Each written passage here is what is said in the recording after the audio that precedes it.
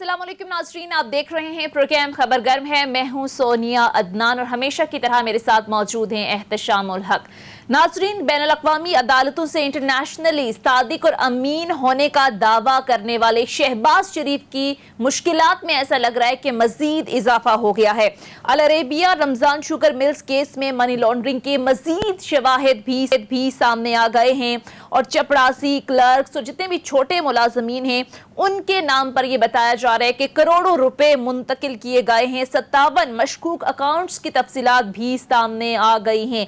अब नाज़रीन, सवाल यह है कि बरतानवी अदालत से क्लीन चिट मिलने का दावा और मुस्लिम नून की जानिब से जो खुशियां मनाई जा रही हैं इस फैसले के बाद, वो अपनी जगह, लेकिन सवाल यह है कि पाकिस्तान में शहबाज शरीफ पर चलने वाले मनी लॉन्ड्रिंग और करप्शन के मुकदमात कितने परेशान कुन हैं। इस पर नाज़रीन आज के प्रोग्राम में तफसील से बात करेंगे। दूसरी जानिब हम देख रहे हैं कि सियासत में एक बार फिर तलखी, तनाव और बेयकीनी की जो सूरत हाल है उसमें मजीद इजाफा हो रहा है। चंद दिन पहले हमने देखा कि इंतखाबी इस्लाहात के मामले पर यह कहा गया कि एक कमेटी बनाई जाएगी जिसमें अपोजिशन के भी नुमाइंदे होंगे, हुकूमत के भी नुमाइंदे होंगे, और ऐसा लग रहा था कि इस मामले पर जो है वो सीज फायर हो गया है, क्योंकि पिछले कुछ अरसे से हम देख रहे हैं कि इस मामले पर एक दूसरे पर बहुत ज्यादा बयानबाजी हो रही थी। लेकिन अब बिल पेश करने की तहरीक क्यों मंजूर की गई है, इस पर भी नाज़रीन बात करेंगे। इसके साथ साथ नाज़रीन, जो बढ़ती महंगाई इस वक्त आम आवाम का सबसे बड़ा मसला है, इस पर खुद वज़ीर आज़म इमरान खान साहब भी परेशान दिखाई दे रहे हैं। हुकूमती हलकों से भी अब आवाज़ें आना शुरू हो गई हैं। कल वज़ीर आज़म की ज़ेर सदारत होने वाले इजलास में भी इस हवाले से काफ़ी गर्मा गर्मी हुई और हुकूमती अरकान की जानिब से खुद ये कहा गया कि महंगाई अगर ना रुकी, ये सिलसिला ऐसा ही चलता रहा तो फिर आगे इलेक्शन जीतना मुश्किल हो जाएगा। सारी सूरत हाल पर नाज़रीन आज के प्रोग्राम में तफसील करने के लिए प्रोग्राम में हमें ज्वाइन किया है पीपल्स पार्टी के सीनियर रहनुमा, मुल्क के मायानाज, माहिर कानून जनाब बैरिस्टर एतजाज एहसन साहब ने। अस्सलाम वालेकुम सर, सबसे पहले तो बहुत बहुत शुक्रिया आपके वक्त का। एतजाज एहसन साहब, सबसे पहले जरा बात कर लेते हैं। हमने देखा कि जब से बरतानवी अदालत का फैसला आया है, हुकूमती मौकिफ तो अपनी जगह, लेकिन सर मुस्लिम लीग नून जिस अंदाज में शादियाने बजा रही है, जिस अंदाज से ये कहा जा रहा है कि हमें क्लीन चिट मिल गई है। मरियम नवाज तो कल अपने चचा को मुबारकबाद दे रही थी और ये कह रही थी कि अल्लाह ने आपको इंटरनेशनली सादिक और अमीन बना दिया। तो एतजाज एहसन साहब, क्या वाकई क्लीन चिट मिल गई है, बरी जिम्मा हो गए तमाम केसेस से, वो भी जो पाकिस्तान के अंदर चल रहे? असल मामला ये सारा है क्या? ये मामला जो है बेसिकली मेरा ख्याल है मुस्लिम लीग की एक पॉलिसी है और ये पुरानी पॉलिसी है। कुछ उनकी पॉलिसीज जो है ना, वो मैं आपको अर्ज करूं, वो बड़ी मुनफरिद है और उन्होंने बड़े तसलसल के साथ चलाई हैं। एक मिसाल के तौर जल्दी से ही बात करता जाऊं, पहले मैं कर चुका हूं इस पे तफसीलन। उन्होंने जिसने जजेस को, सुप्रीम कोर्ट के जजेस को वो सेनेट में लेके गए, सुप्रीम कोर्ट के जजेस को पीसीबी का चेयरमैन बनाया, सुप्रीम कोर्ट के जजेस को गवर्नर बनाया, सुप्रीम कोर्ट के जजेस को सदर पाकिस्तान बनाया। उनका क्या ताल्लुक था उन जजेस का मुस्लिम लीग नवाज के साथ कि 5 सुप्रीम कोर्ट के जजेस को आप ले जाएं और बना दें सेनेटर 6 साल के लिए। ये मियां शरीफ का ये की फिलॉसफी थी कि आप एक दरख्त को या पौधे को सैराब ना करें, सारे जंगल को सैराब करें और आबियारी करें उसकी जंगल, और उसमें से अपने बंदे खुद ही निकल आएंगे। अब जब जज बैठे होंगे और वो क्या सोच रहे होंगे कि ये इसका फैसला क्या करें, आखिरकार वो टी रूम में भी तो इकट्ठे बैठ के बात सोचते ही हैं, डिस्कशन करते हैं, तो कोई ना कोई क्या कहा, यार बंदा तो बड़ा अच्छा है। हाँ। देखो उसने उन जज साहब को, हमारे एक कुलीग को, सीनियर कुलीग को सदर लगा दिया, 4 हमारे बंदे बैठे हैं सेनेट में, एक रेक्टर इस्लामिक यूनिवर्सिटी बना दिया। ये जजेस क्यों ये मुलाजमतें उनसे लेते रहे, ये और बात, ये भी बात है। हाँ। ये भी बड़ी अहम बात है कि इनका क्या ताल्लुक। मैं बताऊं, हमारी पार्टीज में एहतशाम साहब वाकिफ है, देखा होगा पीपल्स पार्टी में अगर हम किसी बड़े मोतबर आदमी को भी एक सीट पे ले आए और वो टिकट उस पे एक वर्कर ने मांगा उस सीट पे, پر ایک نیا بندہ لے آئے, اس کو پارلیمنٹری بورڈ جو ہوتا ہے اس کے بعد باہر اس کے جلوس نکال رہے ہوتے ہیں ورکر, اور نعرے لگا رہے ہوتے ہیں یہ لوگ نہیں چلیں گے, نئے لوگ نہیں چلیں گے. ان کے یہاں کوئی ایسا دستور نہیں ہے. ان کے یہاں پرائز پوزیشن 4-5 جرائل انہوں نے یہ سینٹ میں لے کے گئے ہیں لیفٹیننٹ جنرل. ابھی یہ ستی صاحب اور قیوم صاحب بیٹھے ہوئے تھے. تو یہ ان کی پالیسی ہے. ان کی دوسری ایک پالیسی یہ ہے, وہ یہ پالیسی جس پہ انہوں نے بڑا محنت کی ہے, کام کیا ہے, اور جو اس سے متعلق ہے یہ جو معاملہ آپ اٹھا رہے ہیں شہباز شریف صاحب والا, کہ اتنا سا پاؤں رکھنے کی اتنی سی جگہ ملے, اتنی سی, وہاں پاؤں رکھ کے اور شور مچا دو, اس کے سارا علاقہ فتح کر لیا, سارے جنگ ختم ہو گئی, فتح کر لیا علاقہ سارا. اب یہ وہ پاؤں رکھنے کی بھی جگہ نہیں ہے, کیونکہ ایک چیز آپ یاد رکھیں, میری بات یہ مصدقہ لکھ لیں, یہ اکویٹل نہیں ہے, یہ بریت نہیں ہے. کوئی بری نہیں ہوا, نہ شہباز شریف نہ سلمان شہباز, کوئی بری نہیں ہوا.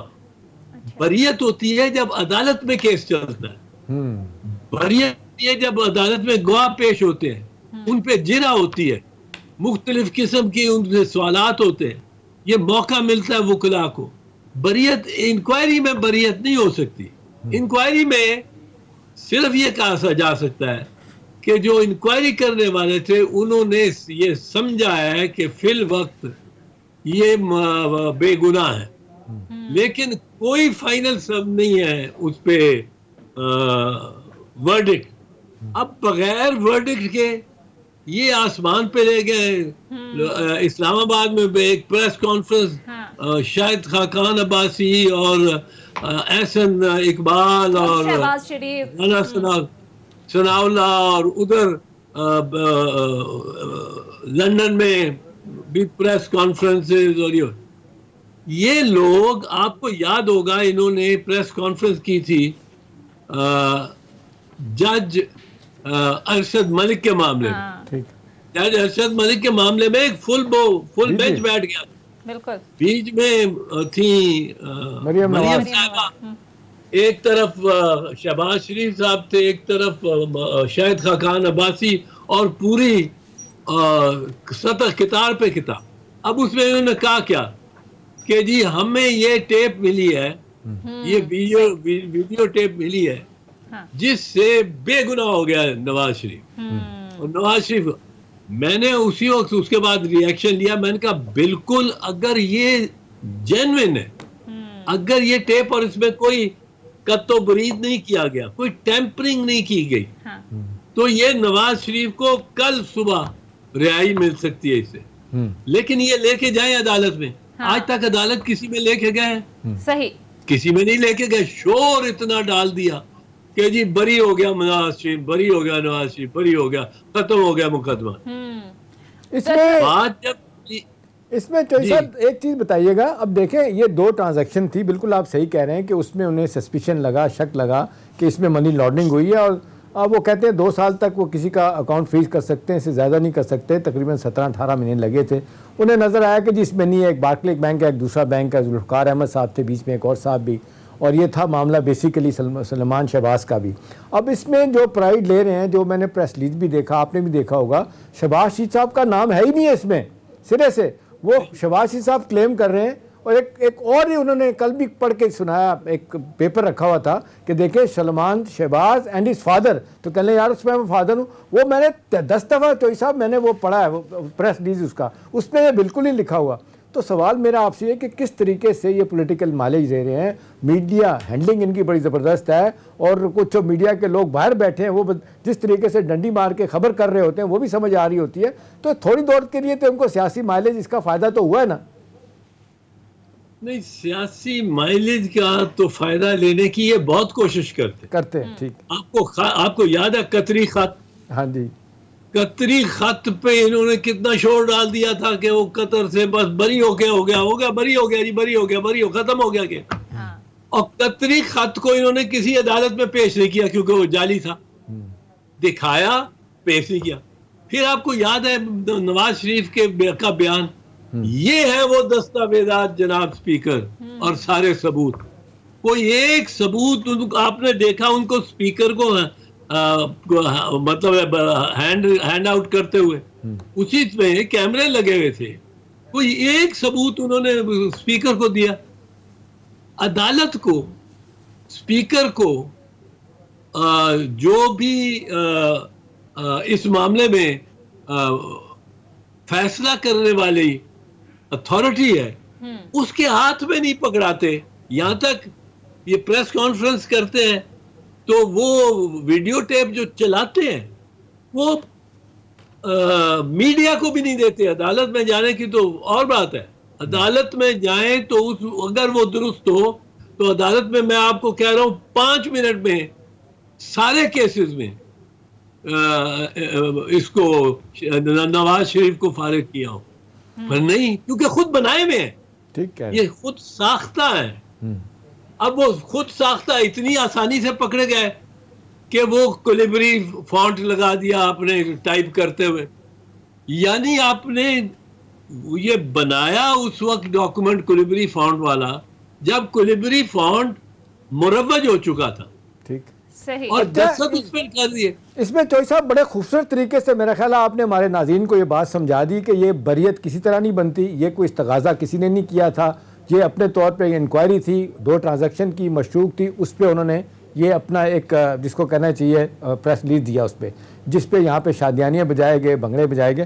اب سوال اس پہ ہے کہ جو حکومت کہہ رہی ہے یا میں یا آپ یا اور لوگ سوال کر رہے ہیں کہ جو 25 بلین روپیز کی منی لانڈرنگ ہوئی ہے، بے شمار لوگوں کے نام آج ایک چینل نے اور اس حوالے سے بڑی ڈیٹیل دی ہیں، اس پہ یہ بات نہیں کرتے. اور اس پہ العربیہ شوگر مل، رمضان شوگر مل، اسی طرح سے باقی، اور پھر پہلے جو قاضی ایزا فائز صاحب نے جس کو کہتے ہیں بہت بڑی فیور کر دی، حدیبیہ پیپر مل بند کر کے چلے گئے، سب سے بڑی وہ مدرہ فال جس کو کہتے ہیں منی لانڈرنگ کیسز. تو اب یہ سارا کچھ جو ہو رہا ہے تو صاحب پاکستان میں اس پہ یہاں پہ آ کے نہیں بات کرتے، وہاں بیٹھے ہوئے ہیں. یہاں پہ کیسے جب ان کے جب فائنلائز ہو جائیں، فائنلٹی ہو، اس بعد بھنگڑے ڈالنے چاہیے، اس سے پہلے کیوں ایسا ہو رہا ہے؟ یہ اصل میں ٹائم بائی کر رہے ہیں. اصل میں ان کا مقصد ہے کہ ہمیں تاخیر ہو اس فیصلے کی، اور تاخیر اس فیصلے کی ہوتی جائے گی تو کہیں نہ کہیں کوئی نہ کوئی کہے گا یار چھوڑو اس معاملے کو، کیا یہ ادھر سے بھی لگے ہوئے ادھر سے بھی لگے ہوئے، چھوڑو، ختم کرو اس کو اور جاؤ جیسے ہو ویسے رہو. ہم نے آپ کا یہ جب گئے تھے 1999 میں 2010 دسمبر 2000 کو، تو یہ اپنی پراپرٹیز گورنمنٹ کو دے کے گئے تھے. وہ تو سپریم کورٹ نے واپس کی، یہ تو گورنمنٹ کو ہینڈ اوور کر گئے تھے. کس معاملے میں کہ یہ ہماری طرف سے جو ہم پہ ہم نے جو یہ بنائی ہیں پراپرٹیز ناجائز بنائی ہیں، یہ ہم نے گورنمنٹ کو ساری پراپرٹیز اور گھر ان کے دے دیے گئے تھے. یہ تو واپس آئے تو سپریم کورٹ اب ان کا میں کہتا ہوں انہوں نے اس طرح آبیاری کی ہے صحیح اداروں کی کہ اب وہ آصف نواز جنجوعہ کے مطابق جو اس کے شجاع جنجوعہ کے کتاب میں، شجاع نواز کی کتاب کراس سارڈ، اس میں پیج 349-48 پہ ہے کہ جب وہ آرمی چیف پتہ لگا تو بنا تو اس کو پتہ لگا کہ میاں شریف نے سارے کور کمانڈرز کو BMW کارز دی ہوئی. اب جو ریٹائر ہو چکے تھے ان سے تو نہیں، جو موجودہ حاضر تھے ان سے واپس کروائیں علی آصف نواز جنجوعہ نے. صحیح. یہ بڑی قانونی احتیاط سے رشوت دیتے ہیں. قانونی احتیاط یہ ہے کہ سٹنگ جج کو تو آپ نہیں دے سکتے، پر جب وہ ریٹائر ہو گیا 2 سال گزر گئے، آپ نے اس کو سینٹ میں لے لیا، آپ نے اس کو ڈائریکٹر بنا دیا، آپ نے کچھ اور کر دیا. اب وہ تو یہ بڑے سوچے اور پھر سمجھے کہتے ہیں کہ کرپشن کے جو الزامات ہیں حکومت ثابت نہیں کر پاتی. اب احتشام صاحب آپ کی اجازت سے ذرا اگر ہم آگے بڑھیں تو اب ذرا آ جاتے ہیں اعتزاز احسن صاحب. یہ جو انتخابی اصلاحات کا معاملہ ہے ہم نے دیکھا کہ اس پر ایسے لگ رہا تھا کہ حکومت اور اپوزیشن کے درمیان سیز فائر ہو گئی ہے اور یہ معاملہ شاید کہیں لگ رہا تھا کہ اتفاق رائے سے حل ہو جائے گا, لیکن اب جو ہے وہ بل پیش کرنے کی تحریک منظور کر لی گئی ہے گزشتہ روز قومی اسمبلی سے. یہ معاملہ سر اب کہاں جاتا دیکھ رہے ہیں آپ؟ اگر تو حکومت بلڈوز کر لیتی یہ بل جوائنٹ سیشن میں منظور ہو بھی جاتا ہے تو آپ کو لگتا ہے تو پھر آگے آنے والے جو بھی انتخابات ہوں گے وہ متنازع ہوں گے اتفاق رائے سے؟ اگر یہ مسئلہ حل نہیں ہوگا تو کیا بنے گی صورتحال؟ چوئی صاحب اس پہ آپ ضرور جواب دیجیے گا, لیکن جو پہلے بات ہو رہی تھی ایک چیز میں چاہوں گا کہ آپ اس پہ ضرور کامنٹ کر دیں. یہ جس طریقے سے آپ نے بتایا کہ نواز شریف لوگوں کو نوازتے ہیں اور ایک کیش کرانے کا طریقہ ان کا ہوتا ہے, یہ سارا کچھ طیارہ سازش کیس سے لے کے اور پھر 20 سال کے ٹائم بارڈ کیسز انہوں نے کلیئر کروائے افتخار چوئی صاحب سے, جن کی بحالی کے لیے سب سے زیادہ آپ آگے تھے. آپ نے اپنی پریکٹس کی پرواہ نہیں کی, تھرو آؤٹ ان کے ساتھ رہے. تو میرا سوال ہے کہ جو بعد میں ان کے بارے میں کہا گیا تھا کہ ان کو صدارت دی جائے گی, صدارتی کینڈیڈیٹ رکھا جائے گا, وہ صدارتی کینڈیڈیٹ بھی ان کو نہیں بنایا افتخار چوئی صاحب کو. تو یہ جو افتخار چوئی صاحب نے پھر کیوں سب کچھ ان کے لیے کیا؟ یہ افتخار چودھری صاحب کے لیے انہوں نے مطلب ہے کافی کچھ کیا تھا. اچھا. اور افتخار چودھری صاحب کو ایک اپنی ججز کی لابی وہ بھی مہیا کر دی تھی. ججز کی لابی میں ججز ان کے ساتھ سمپتی رکھنے والے پنجاب ہائی کورٹ میں تو بہت ہے, پنجاب ہائی کورٹ میں تو بہت ہے, اور وہ سپورٹ دی تھی انہوں نے. لیکن افتخار محمد چودھری کو یہ کسی صورت صدر نہیں بنانا چاہتے تھے. افتخار محمد چودھری کے ذہن میں بھی نہیں تھا کہ یہ بنائیں گے. اچھا. افتخار میں یہ جانتا ہوں. اب افتخار محمد چودھری صاحب کے کوئی اندر کوئی بات ہو کہ ان کو صدر کی امید ہو, میاں محمد نواز شریف کو صدر چاہیے تھا. افتخار رفیق تارڑ تھا جیسا. چودھری فضل اللہ, رفیق تارڑ, سعید الزمان صدیقی اگر بن جاتے تو بس وہ اس قسم کا چاہیے تھا. ممنون حسین مرحوم. افتخار محمد چودھری تو بل ان چائنا شاپ ہوتا. وہ اس کو پریزیڈنٹ بنا دیتے تو وہ تو ہر فائل ہی دیکھ رہا ہوتا اور منگا رہا ہوتا اور اس پہ اعتراض کر رہا ہوتا اور کوئی فائدہ لے رہے ہوتے اس کا بھی وہ چوئی صاحب. پر یہ ممکن ہی نہیں تھا کہ افتخار محمد چوئی صاحب کو یہ صدر بنائے. ٹھیک چلیں, یہ آپ نے سونیا نے جو سوال پوچھا ہے اس پہ جواب دے دیں. اس کا جواب لیں گے اعتزاز احسن صاحب سے تفصیل سے, لیکن ایک مختصر بریک کے لیے ناظرین کہا جا رہا ہے بریک لیتے ہیں, بریک کے بعد واپس آئیں گے تو انتخابی اصلاحات کا جو معاملہ ہے اس پر بات کریں گے. Stay with us.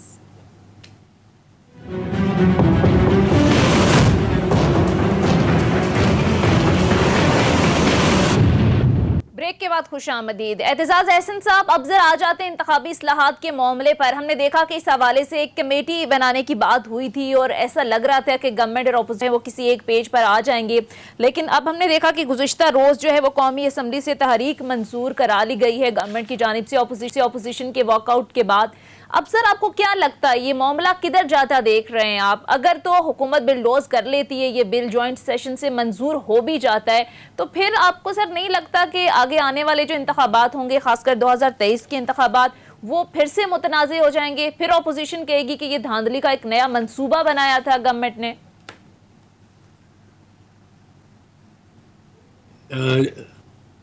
اپوزیشن میں جہاں تک مسلم لیگ نواز کا تعلق ہے, ان کا ایک سینٹرل پنجاب میں بالخصوص ایک بڑا ٹھپا مار گروپ ہے, ٹھپا مار بریگیڈ ہے. وہ ٹھپے مارتے ہیں اور وہ ووٹ ان کے ہر حلقے میں, ہر صوبائی حلقے میں 15 سے 20 ہزار ووٹ انہوں نے جعلی بنایا ہوا ہے, جو کوئی بھی ڈال سکتا ہے جا کے.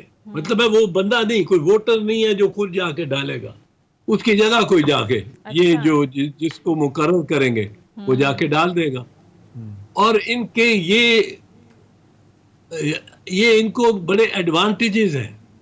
اب ووٹ کو فہرست سے نکلوانا وہ بڑا مشکل ہے, وہ ایک مشکل پروسیس ہے. میرا نام اگر آ گیا ہے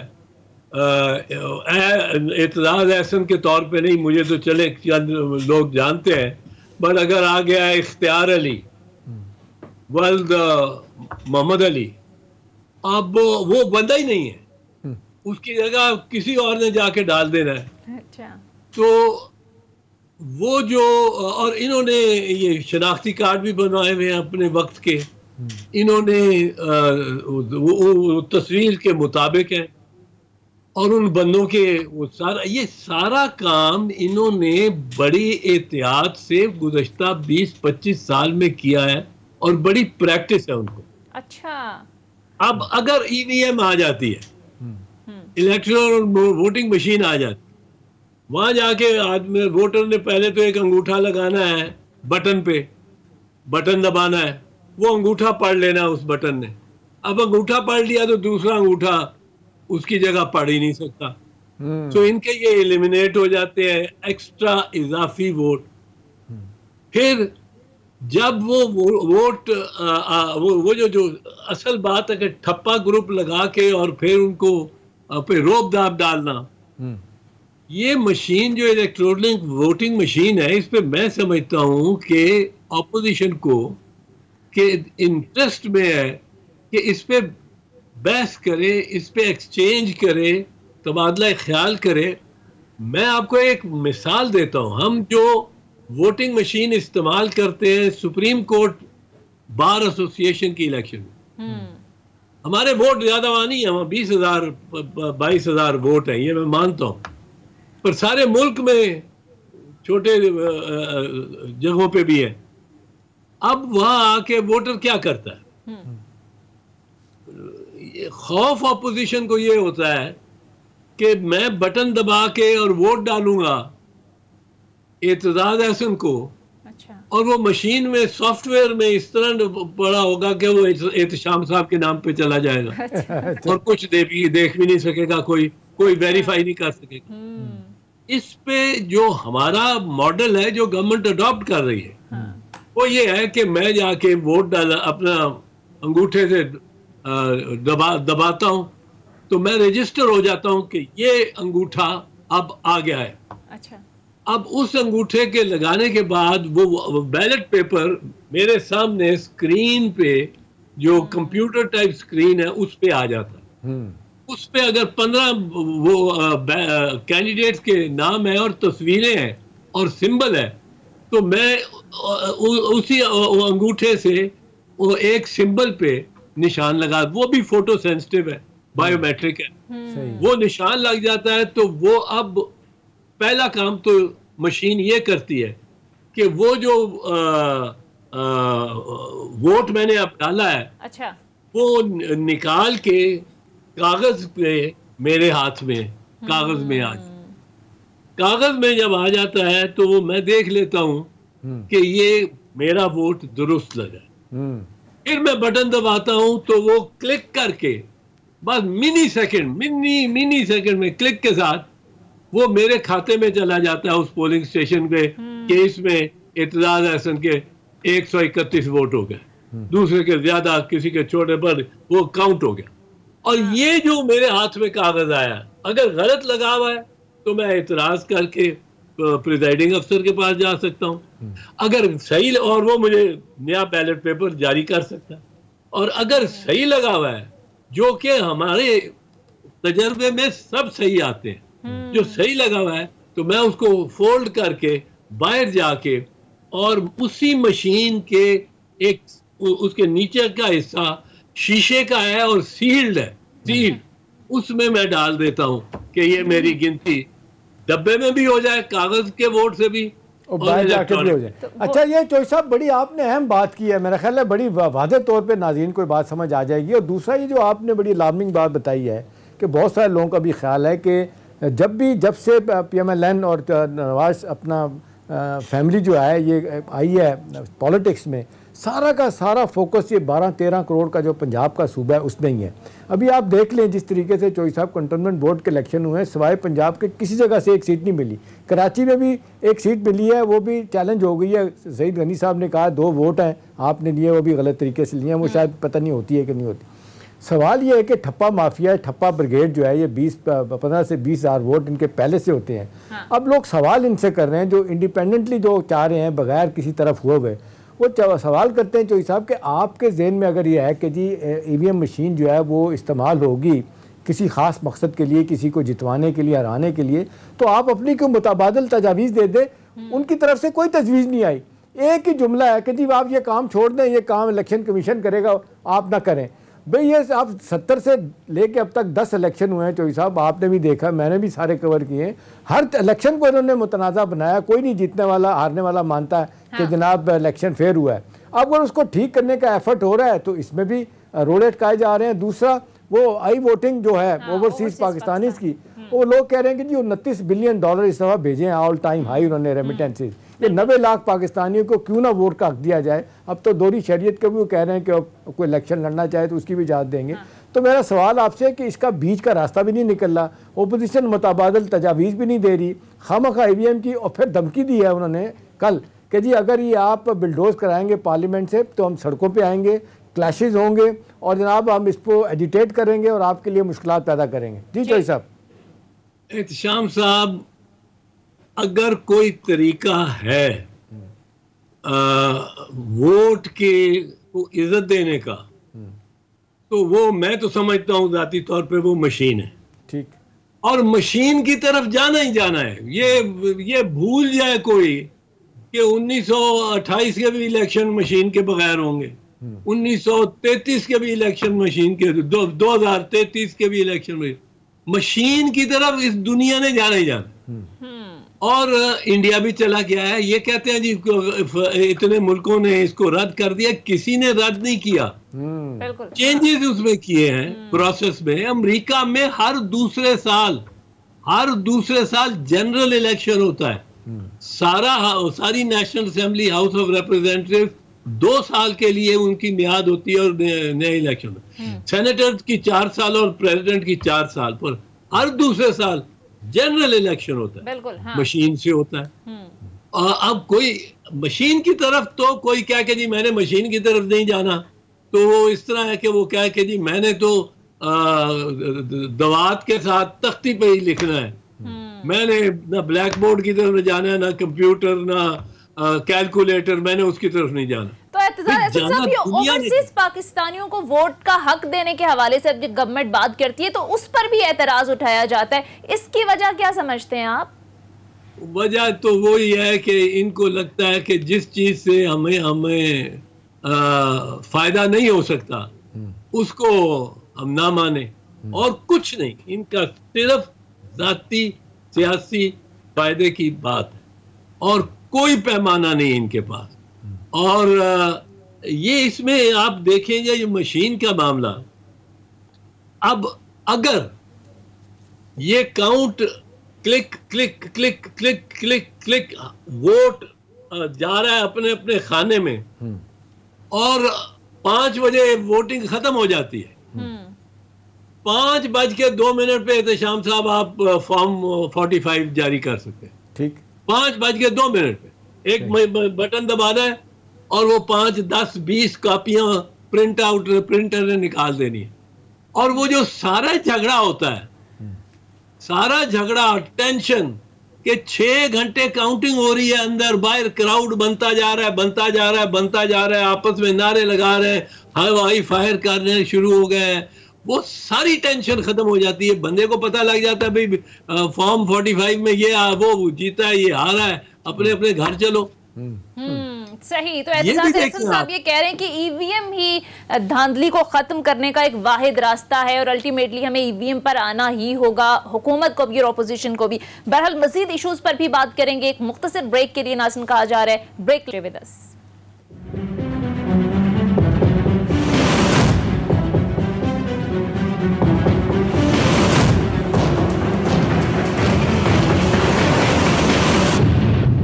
ब्रेक کے بعد خوش آمدید. احتشام صاحب, نون لیگ کے اندر جو اختلافات ہیں, آج مریم نواز صاحبہ نے تو مزید ان کو واضح نہیں کر دیا. دیکھیں وہ بڑی واضح طور پہ ایک بات سامنے آئی, میں چاہوں گا کہ ڈائریکٹ ہم اعتصام حسن صاحب سے پوچھیں. چوئی صاحب, وہ یہ کہہ رہی ہیں اپنے لوگوں سے خطاب کرتے ہوئے, کچھ اکٹھے تھے وہاں پہ, بہت سارے لوگ اکٹھے تھے, جس میں انہوں نے کہا کہ نون لیگ میں کچھ لوگ ہیں جن سے ہم ڈرتے ہیں اور وہ ہم سے ڈرتے ہیں. انہوں نے کہا نون لیگ کی خدمت کی طاقت ان کے مخالفین تو سمجھتے ہیں, جانتے ہیں, لیکن نون لیگ کے خود لوگ نہیں جانتے.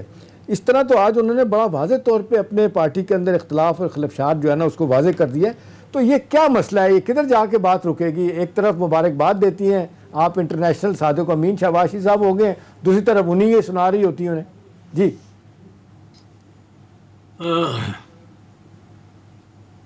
یہ ان کا جو امپائر ہے نا وہ ایک باقاعدہ ان کی سلطنت ہے, اور سلطنت پہ جنگ جو ہوتی ہے تو کوئی بخشا نہیں جاتا. آپ شاہ جہان کے بیٹوں کو ہی دیکھ لیں, پھر کوئی رحم نہیں ہوتا. اب ان میں خاص کر ایک ذرا ان کی طبع میں آپ جانتے ہیں کہ میاں شریف 7 بھائی تھے, 7 بھائی تھے. 7 بھائیوں میں سے میں اتنا اتفاق تھا کہ یہ کہتے تھے کہ جس قسم کی مرغی ایک گھر میں پکنی ہے اسی قسم کی مرغی سارے گھروں میں پکتی ہے. اچھا. لیکن جب کسی ایک کو ان میں سے موقع ملا, وہ شوٹ کر کے برج العرب بن گیا, اور باقی کسی کا نام یاد ہے آپ کو؟ باقی 6 میں سے معراج تھا. میں تو چونکہ اس پہ بات کرتا رہتا ہوں تو لوگوں کو یاد کراتا رہتا ہوں. بشیر تھے, یوسف عزیز کے والد عزیز تھے, میاں شفیع تھے. اب لیکن لوگوں کو یاد ہی نہیں. ایک بھائی بلندی پہ پہنچ گیا ہے, باقیوں سے چھینی انہوں نے ملے. آپ کو یاد ہوگا جب پہلی مرتبہ نواز شریف وزیر اعظم بنے تو یہ ملیں ان سے چھینی گئی, پولیس کو تھانوں میں پھینک کے. تو یہ اتفاق ان میں اتفاق رائے کبھی نہیں ہو سکتا. یہ مریم کا اور حمزہ کا بڑا مشکل ہے, یہ نہیں ہو سکتا. اور یہ کہتے یہ رہیں گے, لوگ ان کو سمجھاتے رہیں گے کہ ساتھ چلیں. پر میاں صاحب لندن جب گئے, یا میاں صاحب سرور پیلس جب گئے, آپ تشریف لے گئے سرور پیلس 10 دسمبر 2000. 10 دسمبر 2000 کو آپ کے کتنے ساتھی, آپ اپنے خاندان سارے کو لے گئے, کنیزائیں 3 لے گئے, ڈرائیور 2 لے گئے, کک 2 لے گئے, غوث علی شاہ کو جیل میں چھوڑ گئے, شاہد خاقان عباسی کو جیل میں چھوڑ گئے, خواجہ آصف کو جیل میں چھوڑ گئے, نثار علی کو جیل میں چھوڑ گئے, مشاہد حسین کو جیل میں چھوڑ گئے, جاوید ہاشمی کو جیل میں چھوڑ گئے. آپ نے کسی اور کو اس ڈیل میں ڈالا نہیں. اب آپ لندن گئے تو خواجہ آصف جیل میں تھا, یہ تو بعد میں نکل آیا. چلو شاہد خاقان عباسی جیل میں تھا, یہ بیل ویل کرا کے, اور اب وہ پنجاب ہائی کورٹ کی جورسڈکشن میں ان کی نواز اشاعت کے بعد کے میں تھے, تو ان کو ریلیف مل گئی. ورنہ میاں صاحب نہیں سوچتے اس طرح, وہ لندن میں بیٹھے ہوئے ہیں. یعنی اب جو صورتحال سامنے آ رہی ہے, یہ اختلافات بڑے واضح ہیں, اور یہ ظاہر ہے پارٹی کو بھی آپ کہہ رہے ہیں کہ ڈیمیج کریں گے آگے جا کر. اچھا اعتزاز احسن صاحب, اب ذرا آگے بڑھتے ہیں. ہم نے دیکھا کہ یہ حکومت کا جو اس وقت سب سے بڑا چیلنج ہے وہ اس وقت مہنگائی ہے. آپ بڑا نیوٹرل بات کرتے ہیں سر, جہاں پر اچھی چیزیں ہوتی ہیں وہاں گورنمنٹ کو اپریشیٹ بھی کرتے ہیں, لیکن اب یہ مہنگائی ایسا مسئلہ ہے کہ حکومتی حلقوں سے بھی اب آوازیں اٹھنا شروع ہو گئی ہیں, اور باقاعدہ حکومتی لوگ ہی پرائم منسٹر سے کل شکایت کر رہے تھے کہ اگر یہی صورتحال رہی تو اگلا الیکشن جیتنا مشکل ہو جائے گا. تو سر کیا سجیسٹ کریں گے, کیسے کاؤنٹر کرے اس بڑے چیلنج کو گورنمنٹ؟ دیکھیں, میں سجیسٹ تو میں کچھ نہیں کروں گا. اگر کچھ کر بھی سکتا ہوں تو میرا کوئی بنتا نہیں ہے کرنا, میں ان کی اپوزیشن میں ہوں. پر یہ آپ کی بات درست ہے جی کہ اگر مہنگائی اور دوسرا بے روزگاری, مہنگائی اور بے روزگاری کو عمران خان نے ٹیکل نہ کیا تو عمران خان کو یقیناً شکست میں سمجھتا ہوں ہو گئی الیکشن میں. کوئی بہت بڑا معجزہ کوئی ہو جائے. ایک چیز ہمیں یاد رکھنی چاہیے میرے خیال میں کہ پاکستان میں آئندہ 2 سال میں جو حالات بنیں گے وہ اس خطے کے میں جو حالات بن رہے ہیں وہ ڈٹرمن کریں گے. پاکستان کی اندرونی سیاست بالکل اس حوالے سے بے معنی ہے, سوائے یہ معیشت کے, سوائے اس معیشت. پاکستان کے اندرونی سیاست کے جی جہانگیر ترین کدھر کھڑا ہوا ہے اور اس کے ساتھ کون آ گیا ہے اور کون وہ چلا گیا ہے, کون اس کی ٹرک کی بتی کے پیچھے لگ گیا ہے, اور یہ چودھری نثار. وقت چونکہ کم ہے احتشام صاحب, یہ جو مہنگائی کا مسئلہ ہے لاسٹ 30 سیکنڈز آپ کچھ کامنٹ کرنا. بالکل چوہدری صاحب نے صحیح کہا ہے کہ بہت اوور آل کانٹیکسٹ میں تو بڑی مشکلات دیکھا جائے جس طریقے سے ہمارے ساتھ دنیا کر رہی ہے, لیکن انٹرنلی بھی میرا خیال ہے وقت آ گیا کہ حکومت سوچے. 2 سال لگ گئے کہ لوگوں کو ریلیف اگر نہیں ملے گا, مہنگائی کا طوفان نہیں تھپے گا تو مشکلات چوہدری صاحب صحیح کہہ رہے ہیں کہ پھر ان کی بہت زیادہ ہو جائیں. ٹھیک ہے, مشکلات مزید بڑھ سکتی ہیں گورنمنٹ کے لیے. وقت ختم ہو چکا ہے. بہت بہت شکریہ بیرسٹر اعتزاز احسن صاحب ہمارے ساتھ موجود تھے. ناظرین یہ تھا ہمارا آج کا پروگرام. فیڈ بیک ضرور دیجیے گا. اگلے پروگرام تک اجازت دیجیے. خدا حافظ.